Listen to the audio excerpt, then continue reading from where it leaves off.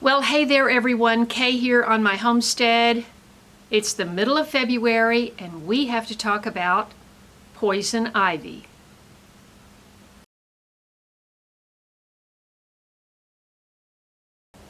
Well, you may notice a little bit of rash on my face.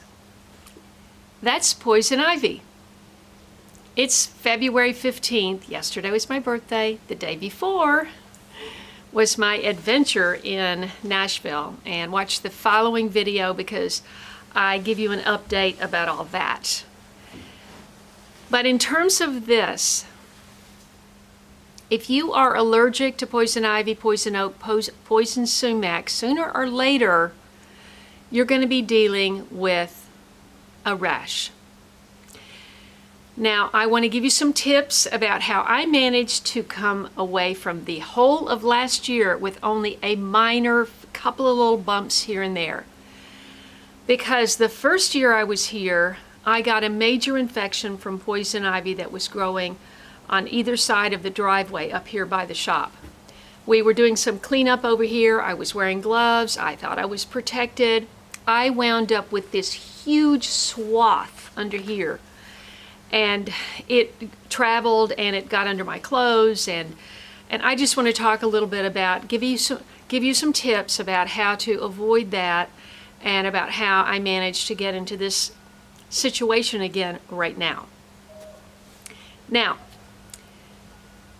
poison ivy, oak, and sumac, they have a colorless, clear oil. You can't see it. It's not shiny. It's not like Vaseline on your hand. It's not like clear axle grease so that you know you've got something. It's on there, but you don't know it. And you've got to get that cleaned off from your hands. Most likely it's from your hands that you get it from your, it'll wind up all over your body, and I'll talk about that in a minute if you're not careful. So after this first infection, which got worse and worse, I had it all over. I was absolutely miserable. It was underneath where the clothes, if you fasten the clothes, the waistband, under the bra, under the collar, it was just impossible. Had it everywhere. And I went to urgent care 2 or 3 times trying to, manage this. And finally I had to submit to one of these steroid shots and some pills. I didn't like the way that made me feel. Some people had warned me about that on my channel, that they had the shot. They didn't like the way it made them feel. I just felt desperate. I didn't know what else to do. I had so much work to do. It was time to get the garden in. I could not be sidelined with this problem. So I got that shot. I don't think it helped that much. I would never do it again, and that's just my experience, but just letting you know. So I happened to see this video. I was determined, once I got through that, I was determined never to let this happen to me again. And I watched some videos on YouTube, and there was this one really, when you see it, it's in your mind. You can read about it, but until you see it, this man he demonstrated by putting his hand, rubbing it in axle grease. So he had this big black greasy thing, and then he was washing his hands with various kinds of soap, and you could see that he was missing spots in between and all of that. Now, I never feel like I touch a piece of poison ivy to get it all in under the nails and all over. Who knows? I mean, this stuff, you can't see it, you don't know.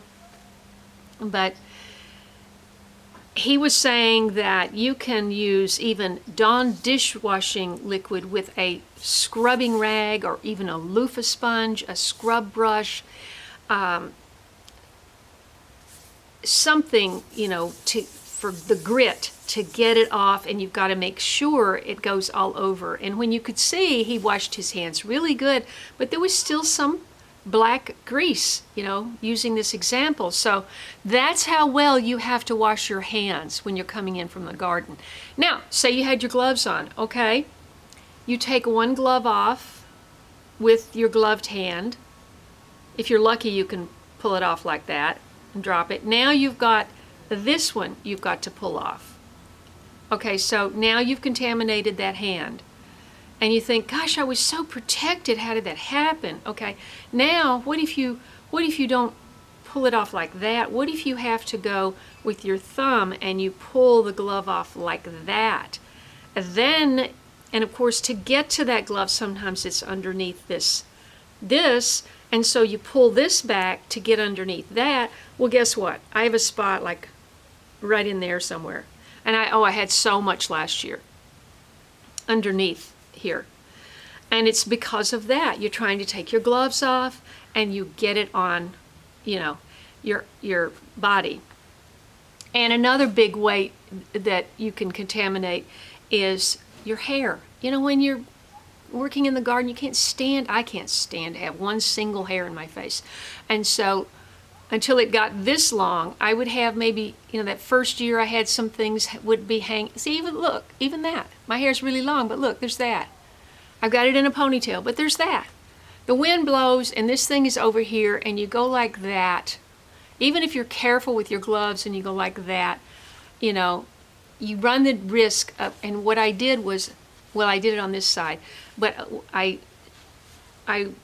pushed the hair back probably with the tip of my glove like that. Well, I didn't know it was there. I didn't clean it, and then the collar goes back on that oil, and as you're working, that collar is rubbing, moving around and rubbing, and your clothes are moving around, and your clothes are distributing it in that area.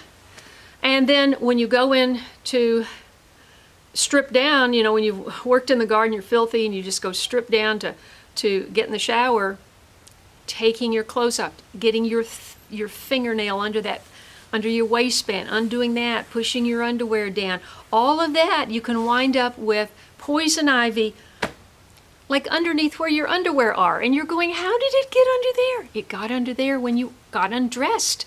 Same thing for like your socks, you know. You can't see it, but you know, you put your thumb under your sock. You got to do that to get your socks off, and very often you'll wind up with it on your legs. So I just want to give you a couple tips about what I decided to do last year, which really worked, and that was I use a couple of products. This is Techno, and this is the Extreme, because I need the Extreme, and Poison Ivy and Oak Scrub. Now, I spent a bundle on this last year because I went through this so fast, because every time I went inside and every time I petted the cats, I stopped to scrub my hands. So I would love to make just a big tub of my own scrub, and if you have any scrub recipes, please, directions, please let me know. But I think you could use maybe Epsom salt or clay, bentonite clay, or something gritty, along with even Dawn dish soap or something. And as long as you've got something that cuts grease and something that scrubs. A loofah sponge with dish soap, with Dawn dish soap. I keep saying Dawn, but I'm sure, you know, most of them would work. I don't know if the plant-based ones cut the grease like the petroleum-based dish liquids. So you'll have to experiment with that. Another product that I used last year was Ivorest. And this works pretty well. This was recommended also. This works pretty well just for symptoms, just for the itch.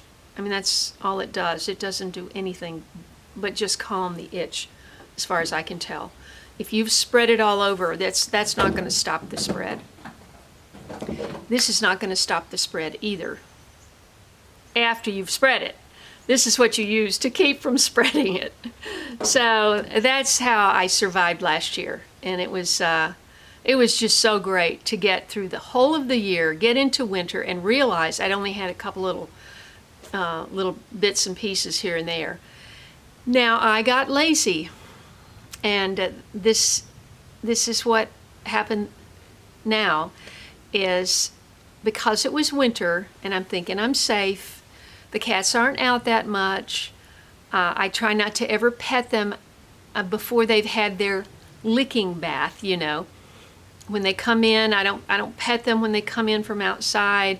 I pet them in the morning after they've had all night to kind of lick and clean themselves up. And And I thought, well, I'm safe, but I have been picking them up and rubbing their tummy and kissing them on the head. And I think that's what did it.